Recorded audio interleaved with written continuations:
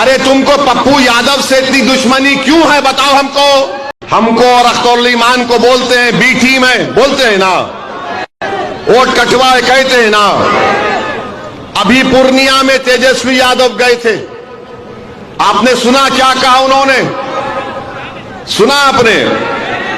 पूर्णिया गए थे, उनकी कैंडिडेट का नाम क्या था मोहतरमा का? बीमा भारती। हाँ, बीमा भारती मोहतरमा उनका कैंडिडेट है। तो तेजस्वी यादव ने खड़े होकर कह दिया कि या तो आप हमको वोट दीजिए या एनडीए मोदी को वोट दे दीजिए। अरे तुमको पप्पू यादव से इतनी दुश्मनी क्यों है बताओ हमको? अरे तुमको दुश्मनी होनी चाहिए मोदी से। अब बताओ बी टीम कौन है? बताओ बी टीम कौन है? जब सब किस तरह देख रहे हैं, असदुद्दीन ओवैसी भरे मंच से कह रहे हैं, तेजस्वी यादव के चैलेंज कर रहे हैं कि हमको और पूरे मजलिस को आप बी टीम कहते हैं। तो आखिर पप्पू यादव से क्या जलन है आपको तो मोदी को हराना चाहिए था, आप पप्पू यादव को क्यों हरा रहे हैं? क्या देख रहे हैं? समर्थन आप लोग खुला कर रहे हैं क्या पप्पू यादव को?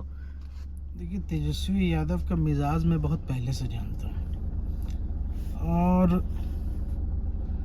तेजस्वी यादव तो आज खुल के सामने आ रहे हैं। उनका ये मिजाज हम 2017 से हमें पता है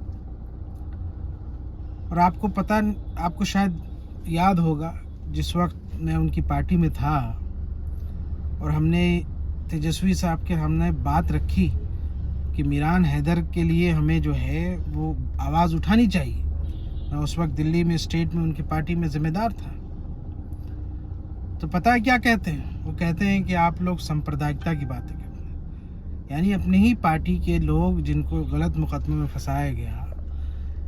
अब आप उनकी मानसिकता को समझिए।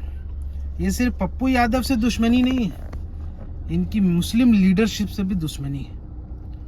ये अंदर खाने क्या बातें करते हैं, ये बाहर के लोगों को अगर पता चल जाए तो तेजस्वी यादव की यहाँ से क्या हालत होगी आप समझ नहीं सकते।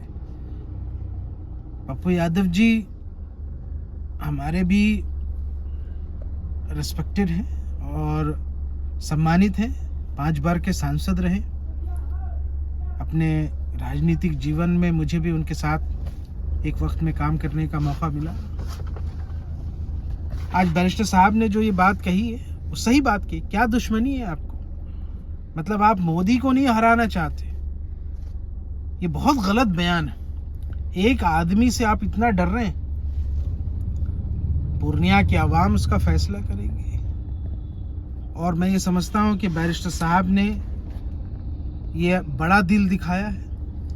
आज आप देख लीजिए, पार्टी पॉलिटिक्स से ऊपर उठ करके, जबकि कोई गठबंधन नहीं है, कहीं से कोई समर्थन न मांगा गया है, न दिया गया है, न कोई बात नहीं, लेकिन पार्टी पॉलिटिक्स से ऊपर उठ करके उन्होंने आज बैरिस्टर साहब ने जो बात कही है, हालांकि 2020 का वो पटना मौर्या की जो मीटिंग है वो भी याद होगा, जब मांगा गया था सहयोग तो नहीं मिला। लेकिन जमाई साहब एक बात बताइए, क्या समझा जाए? असदुद्दीन सिंह खुद कह रहे हैं कि हमको बी टीम कहा जाता है, तो अब तेजस्वी यादव क्या बी टीम का काम कर रहे हैं? क्या कह रहे, खुल के कह रहे कि एनडीए को वोट दे दीजिए, अगर इंडिया को नहीं दीजिएगा, बीमा भारती को नहीं जिताइएगा तो एनडीए को दे दीजिए वोट, यानी बीजेपी को वोट दे दीजिए। ये तो बहुत पहले से बीजेपी के साथ सांठगांठ किए हैं। कौन? तेजस्वी यादव? बिल्कुल। IRCTC के केस में तेजस्वी यादव खुद कई बार यहाँ से अमित शाह से मिल के गए हैं दिल्ली में। क्या करने आते थे यहाँ पे पता है आपको? मैं बता रहा हूँ आपको। बड़े IRCTC के केस में तेजस्वी यादव अमित शाह से मिलके अपनी सेटिंग कर रहे हैं, वरना ये आज जेल में होते। जिम्मेदारी के साथ कह रहे हैं? बिल्कुल जिम्मेदारी के साथ कह रहे हैं। तो इस तरह के लोग, अब आप सोचिए कि जो लोग यहाँ से कंट्रोल्ड ही वहां से हो रहे हो, आप उनसे क्या उम्मीदें रखते हैं? अच्छा, आपके सदर मोहतरम असदुद्दीन ओवैसी ने खुल करके पप्पू यादव के समर्थन में आ गए हैं, क्या कहना चाहेंगे इस पर? नहीं, मैं नहीं समझता कि खुल के कोई बात है, बल्कि उन्होंने बहुत जायज बात कही है। पार्टी लेवल पे एक अलग मसला है, पर उन्होंने बहुत जायज बात की कि क्या दुश्मनी है आपकी पप्पू यादव से। पप्पू यादव भी अपने जनता में यहाँ से उनकी अपनी मकबूलियत है, और ऐसे लीडरशिप जो जनता में मकबूलियत रखती है उसको क्रश करने के लिए आप किस हद तक जा सकते हैं सिर्फ पर्सनल दुश्मनी में। तो बहुत नेगेटिव छवि तेजस्वी यादव ने पेश की है।